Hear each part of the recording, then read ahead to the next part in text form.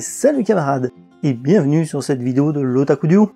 Encore aujourd'hui, de nombreuses personnes pensent que la première saison de Robotech n'est qu'une localisation de Macross, avec juste un doublage, des changements de nom, comme ça se faisait beaucoup avant les années 2000, et une musique. Mais en réalité, les changements sont bien plus profonds que ce qu'on pourrait penser, car bien que ça peut sembler très proche au premier abord, finalement Robotech n'a fait que reprendre la trame de fond pour créer son propre univers, avec des changements importants dans les relations entre les personnages, et même dans les thèmes qui font d'un Macross un Macross. Mais commençons par le début. Pourquoi est-ce qu'il existe deux versions de la même série?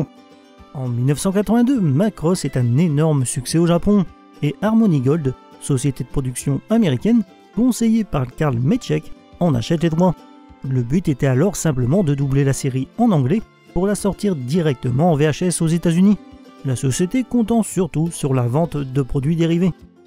Oui, mais voilà, le maquettiste Revell possédait déjà les droits pour les maquettes Macross et d'autres séries de mecha qu'il avait sorties de son côté sous le nom de Robotech.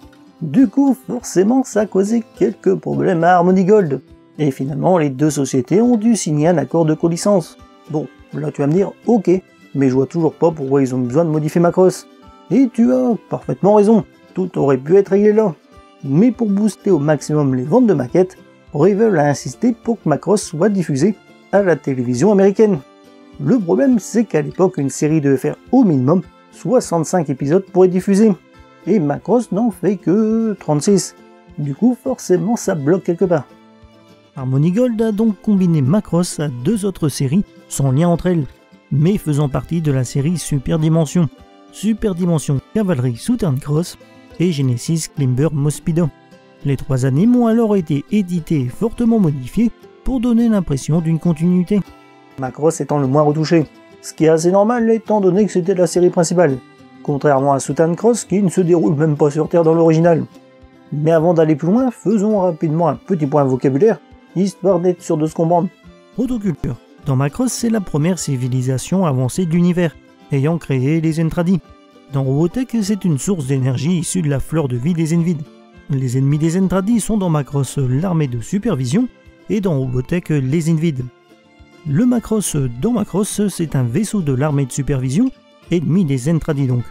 Alors que dans Robotech, il s'agit du vaisseau de Zor, un maître de Robotech qui s'est révolté contre les siens.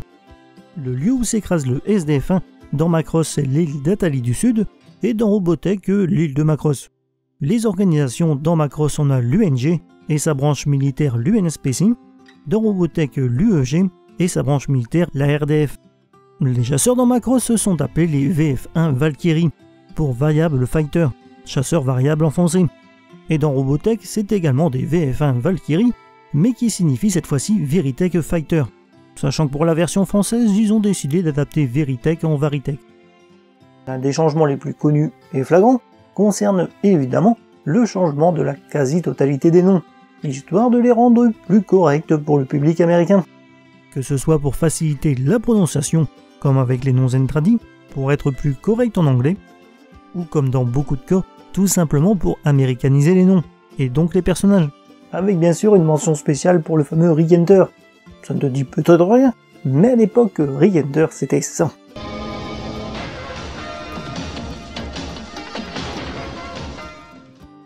Ça c'est facilement visible, mais il faut également savoir qu'ils ont énormément changé les âges, en vieillissant quasiment tous les personnages, sauf Chiron. La plupart des humains n'ont pris que 2 ou 3 ans, ce qui n'est pas vraiment dramatique, sauf peut-être dans le cas des relations sentimentales. Ainsi dans Macross, on a Hikaru 16 ans, Minmay 15 ans et Misa 19 ans. Donc Hikaru et Minmay ont presque le même âge et Hikaru 3 ans moins que Misa. Mais dans Robotech, on a Rick 19 ans, Minmay 15 ans et Lisa 24 ans. Donc maintenant Lisa a 50 plus que Rick et à peu près la même différence d'âge qu'entre Rick et Minmay. Mais c'est avec les Zentradi que ça devient n'importe quoi, avec plus de 500 000 ans pour Britai au lieu de 34 et Exodor. Milia se retrouve plus âgée de 8 ans que Max. Ou encore la relation de plus étrange entre Chiron 15 ans au lieu de 22 et Azonia 48 ans au lieu de 23. Par contre, les personnalités sont globalement les mêmes. Sauf pour Roy Fokker, qui perd son côté dragueur, et Minmay qui devient complètement insupportable, avec des sauts d'humeur totalement incompréhensifs. Bravo, tu n'es pas bouché toi au moins. Non, je suis pas bouché, je suis pilote. Il y a également un phénomène bien étrange. Alors que les personnages sont plus âgés que dans Macross, ils semblent également moins matures. Oh non, j'ai oublié mon journal intime, je dois le récupérer sinon il tombera entre les mains de Dieu.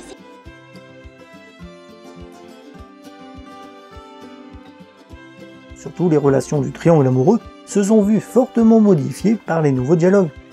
Alors que dans Macross, le développement de la relation Hikaru-Miso est très lent et longtemps plus proche de l'amitié, dans Robotech, le rapprochement est bien plus rapide et direct.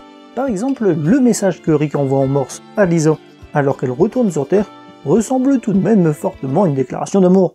Je regrette beaucoup ton départ, mais je crois en toi, je crois en ta force et en ton courage. J'ai appris à t'aimer, et si tu ne reviens pas, tu me manqueras beaucoup. Fais ton devoir, mais je t'en prie, dépêche-toi de revenir. Au revoir. Alors que dans Macross, il lui souhaite juste bonne chance.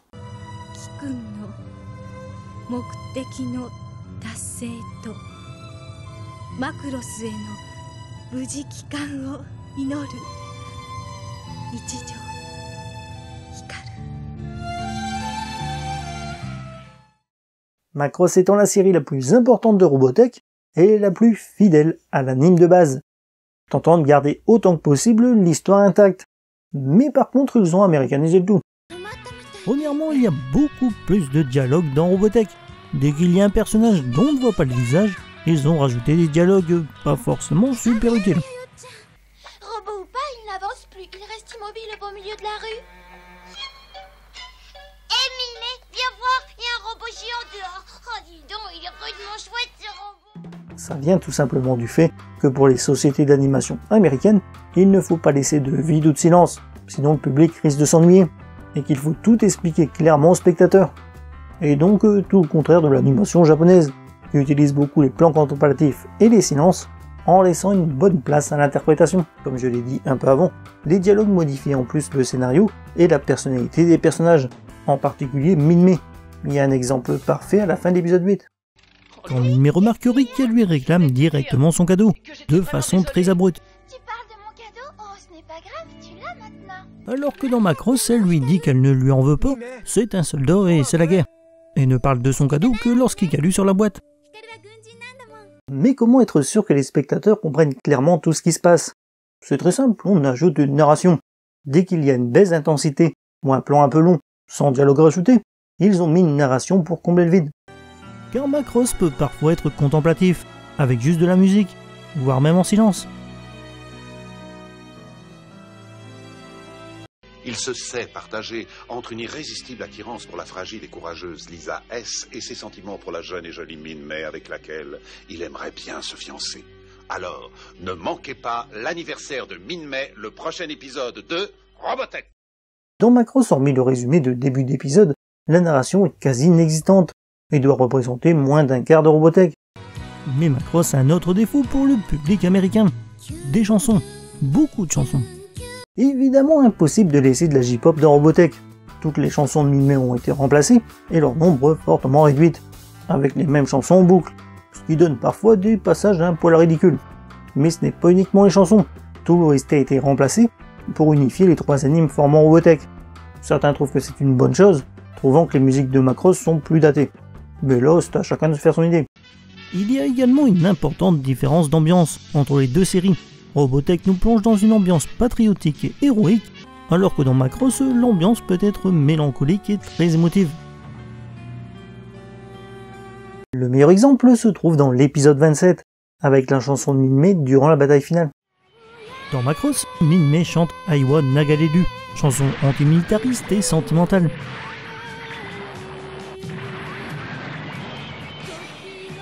Alors que dans Robotech, Minmay chante We Will Win, nous allons gagner, chant patriotique et guerrier.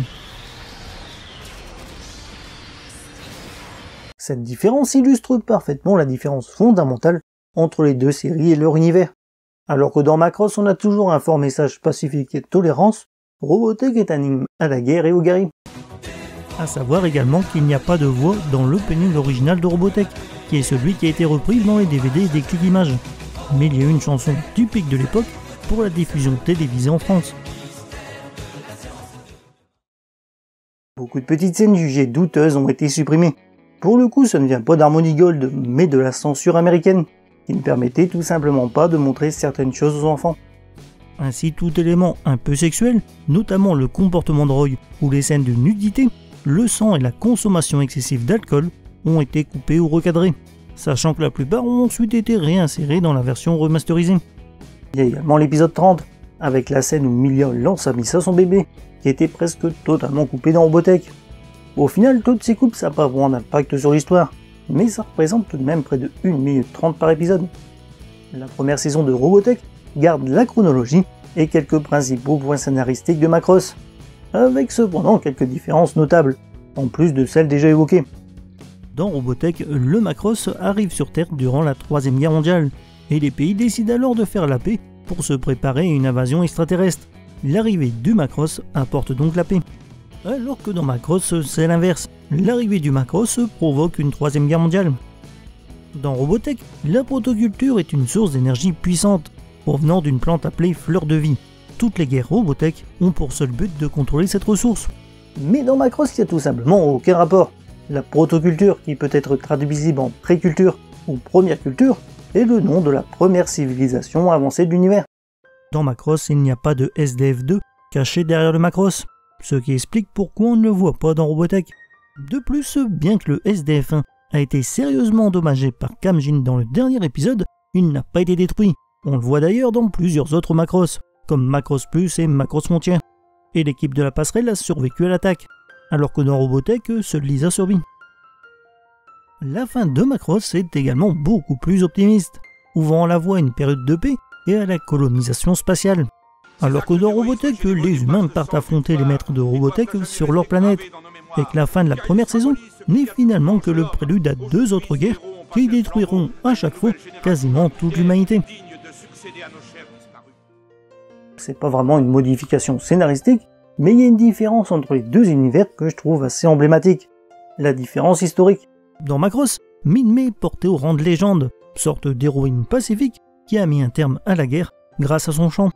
Elle devient le symbole éternel de la culture humaine et de la paix, et une source d'inspiration pour de nombreuses personnes.